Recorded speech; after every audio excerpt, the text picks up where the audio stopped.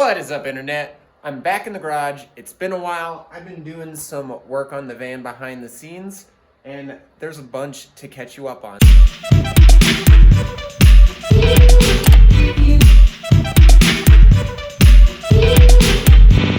What the fuck is up, internet? Welcome back to Milehighkei, America's only K-car channel. It's Saturday, I'm back in the garage, and I'm doing some work on the van. So it's been a while since I've posted, and I've been doing a lot of work behind the scenes. I did take a break there for a minute just because I was busy with work, but here are some of the things that I've been doing. As you can see, right here is all taped off, and I took off the door slider rail because behind here, especially this mounting hole right here, had a bunch of rust behind it. Sanded it down and put some primer on it to help hopefully neutralize the rust. And I'm gonna get this ready to put some paint on it. I'm doing the same thing up here. There's a bunch of rust spots from like rocks and stuff hitting. And right here behind the windshield wiper mount, there's some rust. So just getting started, took everything off of here. It's not very interesting to watch me take that apart, but here's a little bit of footage of me doing so. And the end goal with this is that I will be able to get it ready for paint.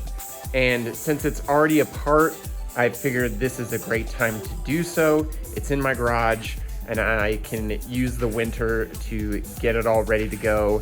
And by the springtime, when it's warm enough to paint, hopefully I'll be able to roll it around and get that started. Also, speaking of making it roll, I need to put the axles in. Here is an explanation about how to rebuild Honda Acty and pretty much Honda in general axles. So without any further ado, let's do that. All right, so I have the passenger side axle out of the van in my vise right here, and I'm gonna run you through how to take it apart and reassemble it. Both of the boots are still pretty good, but they are coming up on 30 years old. So while it's out of the car, I'm just gonna replace these because it is a pain to get them out of the car, and while they're already out, I might as well do it. So the first step is to actually take the boots off. You'll need to cut the clamps that hold the boots on.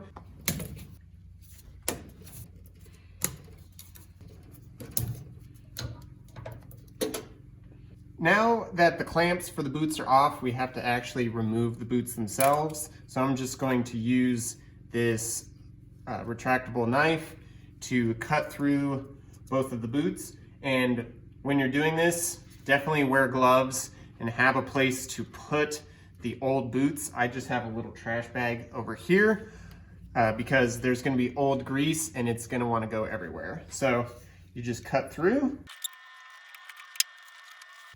Just gonna get as much of the grease out as I can, just to make it a little easier on myself. And then I'm going to take off the other boot. So this stuff is really nasty. Have a bunch of gloves and a bunch of paper towels or shop rags, whatever, because this stuff is gonna want to get all over the place. Okay, now that we got the boots off, we're gonna start off with the outer side of the axle because it is a little easier to take off. And inside here, there's a little snap ring. It's not really a proper snap ring, but you just have to pull it out. I'm gonna use a pick like this. So it's on the inside edge here. You just have to find where the split is. And then as soon as you do that, you'll be able to pull it out with no issues.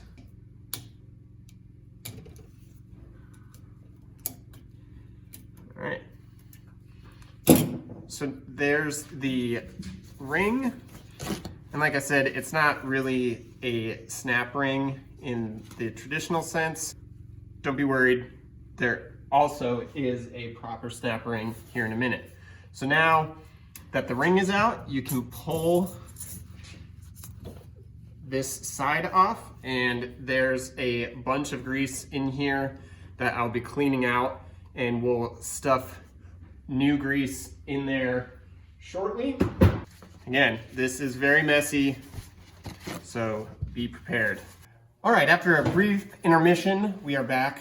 My other snap ring pliers broke, so I had to go buy a new set. These are really nice Craftsman ones. So the snap ring clip is on this side of the axle, and you have to expand the C-clip in order to remove it, but I'll give you a kind of close-up shot right now. So on this side is where the snap ring is.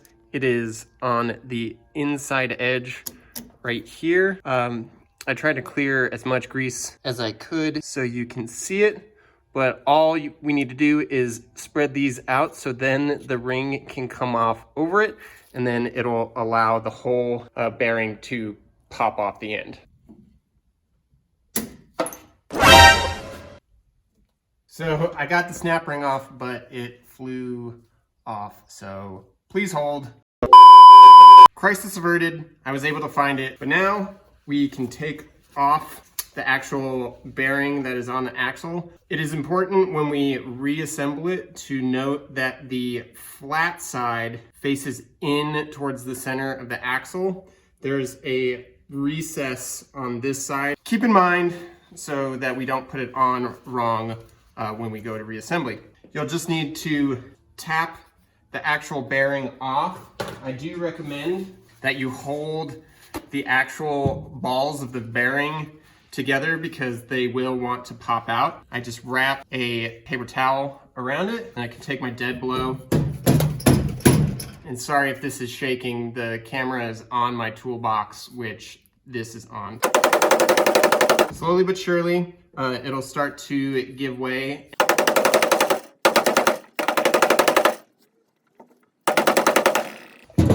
All right, there we go. So here's the actual bearing. There's a little lip right here on the outer edge. This is where the C-clip goes. So the recess faces out from the axle, and the part that's flush faces in towards the center. All right, now if we were in a pinch, we wouldn't have to take off the interior spline. You can just slide the boot on as soon as the exterior cup is off. With this, it's very similar to other Honda axles, and you just have to hit it really hard. All right, slid off relatively easy, and now you can start to scoop out all this old gross grease, and then we can start reassembly. First step of reassembly is to put the new boots onto the axle, and then you can start on either side. I started with the inner edge, and you're going to repack the cup with grease and then hammer it on, and then fill the rest of the grease into the boot.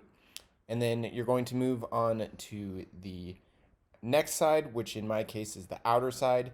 And I had to hammer on the outer bearing using a little, well, sort of big socket in order to have it seated all the way to get the C-clip on. And then after you get the C-clip on, you're going to load the cup full of grease, and don't use it sparingly. Load it up as much as you can, and then don't forget the inner snap ring, and then finish putting the boots on, and then use the clips on the inner and outer edge, and you're just going to get these hand tight because we have a tool to finish it off.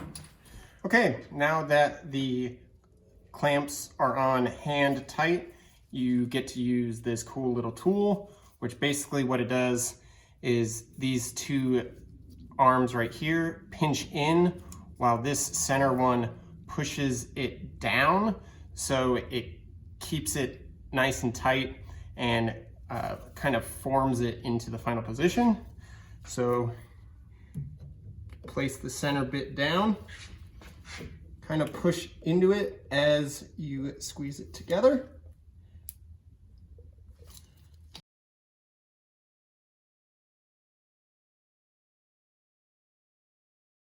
And there you have it. That is how you replace the axle boots on a Honda Acty. All right, now that they're all put back together, I can start the process of putting them back in. The passenger side axle, which is the longer axle, is in. And unfortunately for me, it wasn't as simple as just shoving it in there. Some people that I've reached out to on some of the forums have said that they just like gave it one good whack and it went in. These wheel bearings are a really tight fit. I had to do this a much harder way, judging by this array of tools here. So this method came off of minitrucktalk.com, and it's almost from 10 years ago. What it entails is using the axle nut here to pull the entire axle through the wheel bearings, because it needs to go through two wheel bearings that sit right here. I did clean these up with some 1000 grit sandpaper just to get rid of any rust or any buildup right there, and just kind of polish it up a little bit to help it slide in. Because like I said, it is a near press fit. What you have to do is use a combination of washers, and I made these spacers from a bit of pipe to slowly stack up and use the axle nut to pull the axle through. So I'm going to set up to do the driver's side, which is the shorter axle, and yeah, come along for the ride.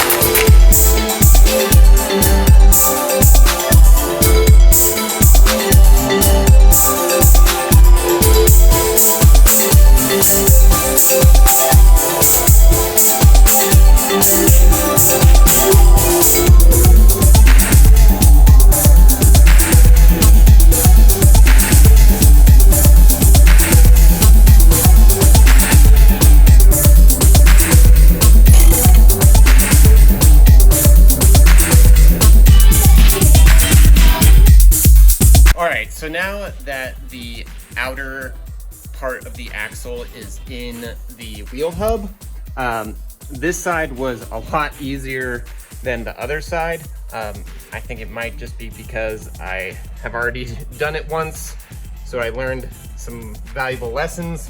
One of those things is to make sure to lube up the actual end of the axle before going in. I just sprayed a little bit of PB Blaster on it.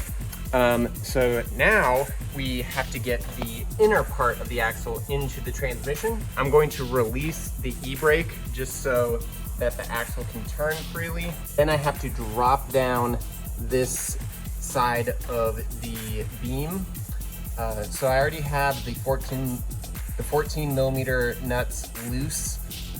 So I'm just gonna drop it down, make sure that the jack holds up the beam so that the actual brake line doesn't get too stretched out. I don't want to undo the brakes so I don't have to bleed it. Make sure that the axle is all the way in to the wheel hub before you even try and get this in. It won't go in if it's not all the way seated. Save yourself a little bit of headache and just make sure everything is all the way in. And now you can start the fun process of putting the axle into the transmission. So let's get to it.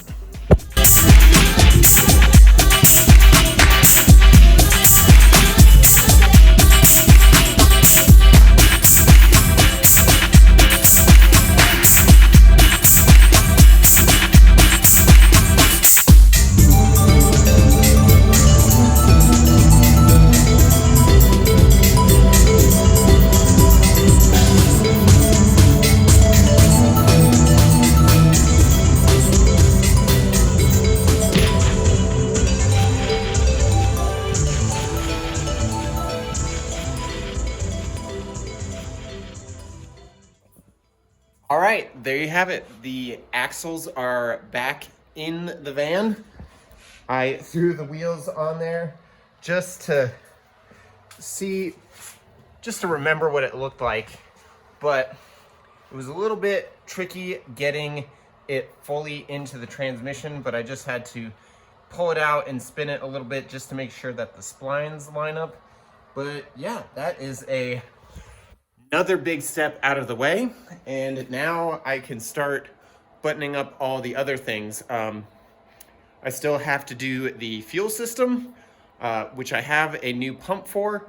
I have to make the intercooler piping and mount that all up. All of that is in here. This is just like a universal kit for like a snowmobile or something. So going to mount the intercooler. I was thinking about putting it right about here. All right, I pulled it out just to give everyone sort of like an idea of what's gonna happen. So I took the back bumper off and I'm thinking about mounting it something like that, like kind of tucked up. So you can see the turbo kind of back there in the top right corner. So the right side will kind of shoot up that way. And then the left side here kind of goes straight into the intake. So it'll mount up there. There's these two bungs down here at the bottom, which I'll probably tie into the center bumper mount. And yeah, we'll go from there.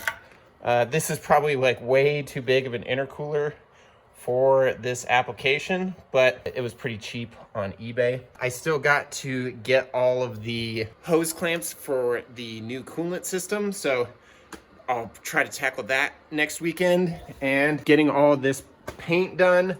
And I did make, like, this is a new floor for the back. I have a little bit of a time lapse building that right now.